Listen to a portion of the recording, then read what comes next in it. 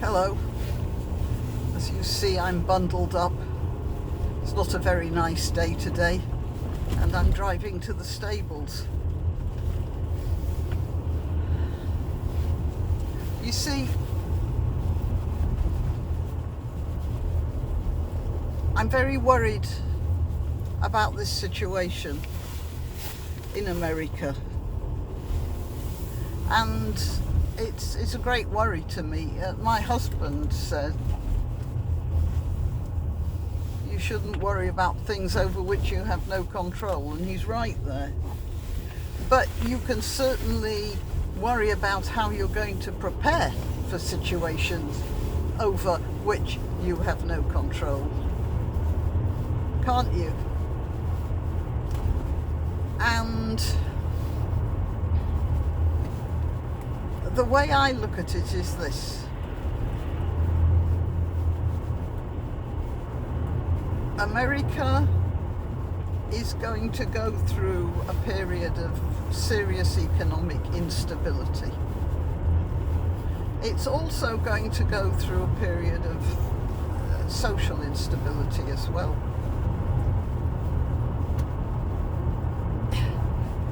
I would go so far as to say it wouldn't surprise me if the Democrats refuse to hold any more elections after this, because there will be so much instability that they'll use the excuse that there's too much revolution going on. And if there isn't enough revolution going on, they'll fabricate some. That's as bad as it could be. I'm not saying that's an absolute certainty. I'm saying that it isn't outside the bounds of possibility. And that's because of this. They're going to start trying to put their nutcase economic theories into practice. I mean, if they succeed in doing that, they're going to cause serious economic trouble in America. And, you know, economic trouble always causes social instability as well. That's the first thing. So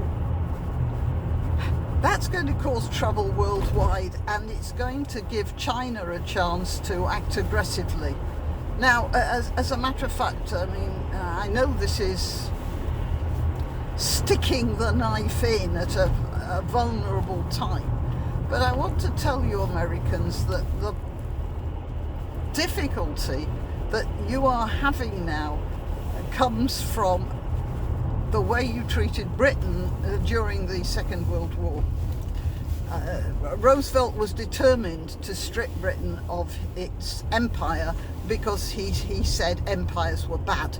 That was his rationale. But actually what the problem was, he thought it was America's turn, and they had to step on the body of the British Empire in order to get their hegemony over the world. And that was very successful.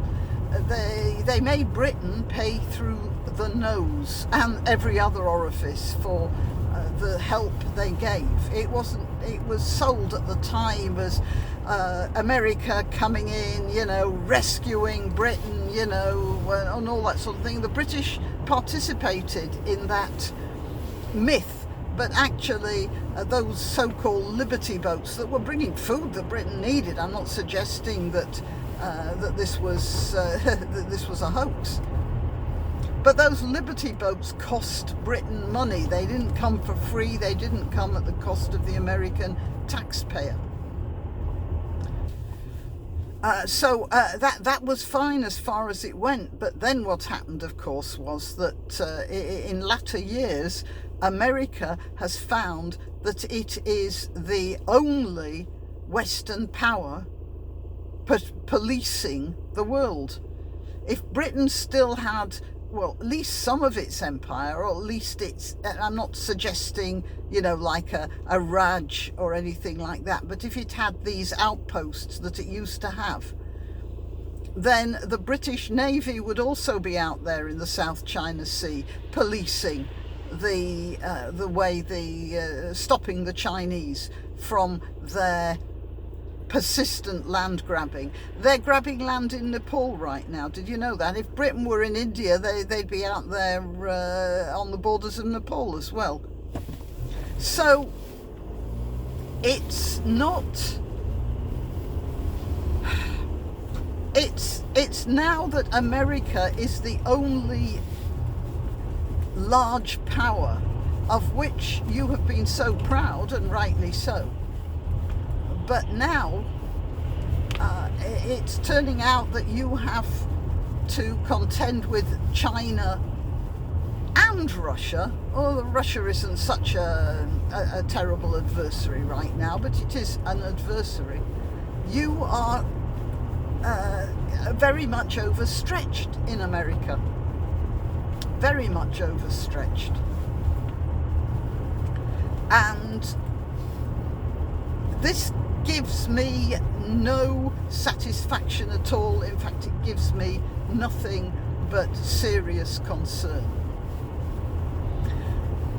And when there's economic trouble in America, and when American troops are deployed within America to control this trouble, then obviously there's not going to be much room for China. I mean, to deal with China, sorry. So there's going to be this empire building. I don't know how many of you know this, but the South China Sea is like a sort of basin ringed with islands.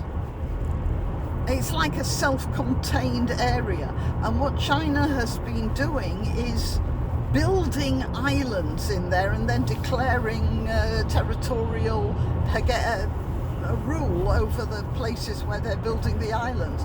Now, not only are they grabbing chunks of the South China Sea and therefore controlling all the shipping lanes going through it, but they are killing thousands of hectares of the seabed, corals, exotic fishes, all the sea life that found haven in that sheltered supersized lagoon.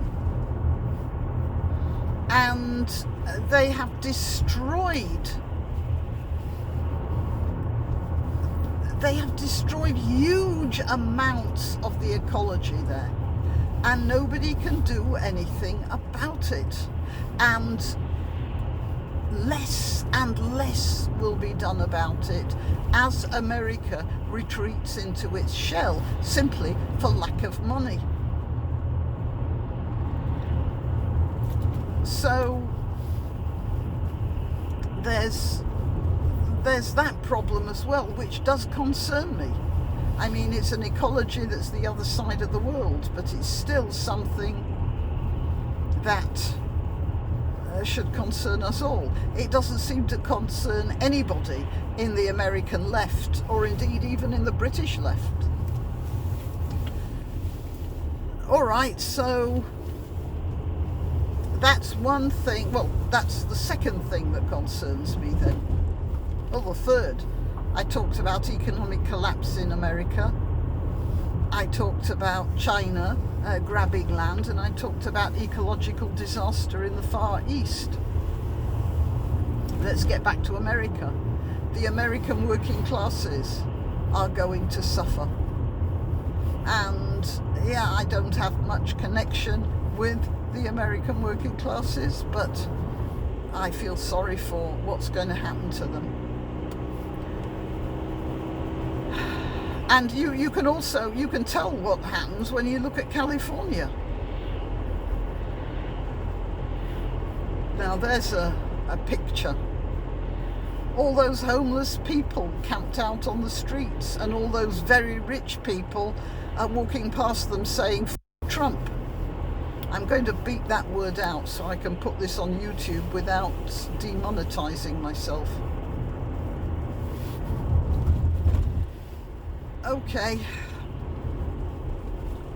Now, and then, right, as if that were not, that's one thing. But more close to home, there's what's happening in Britain. Because this has come at a time when Britain is negotiating trade deals with America against their problems of disengaging themselves from the EU. Now, there are many people in Britain, the sort who hate Trump, who would be very glad about this. But of course I'm not. And it's going to rock the boat with the deals that we're making now, and Britain's position, a negotiating position with regard to the EU. It's going to have an effect on that, and I'm terribly worried about that.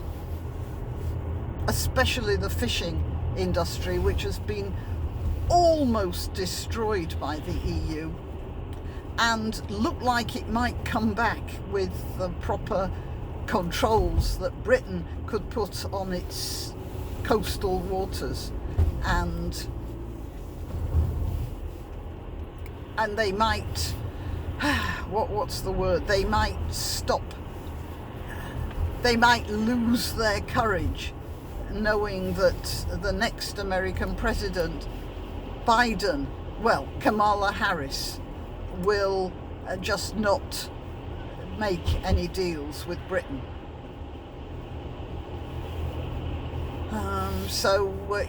That does. So I am filled with a sense of impending doom. There was a situation once, a war was declared. I don't remember who it was, and I'm driving the car so I can't look it up, obviously. But Britain was on a helter-skelter slide towards war, and everybody was desperate for this war, whatever it was. And one famous thinker said, now they are ringing the bells. Soon they will be wringing their hands. Why not treat yourself or a favoured relative or friend to these magnificent examples of merch? The mugs and t-shirts come in the Graniopteryx design or Grambo with a firearm or the more deadly knitting needles. Go to www.graniopteryx.com and whatever platform you're watching this on, please click like, subscribe and share.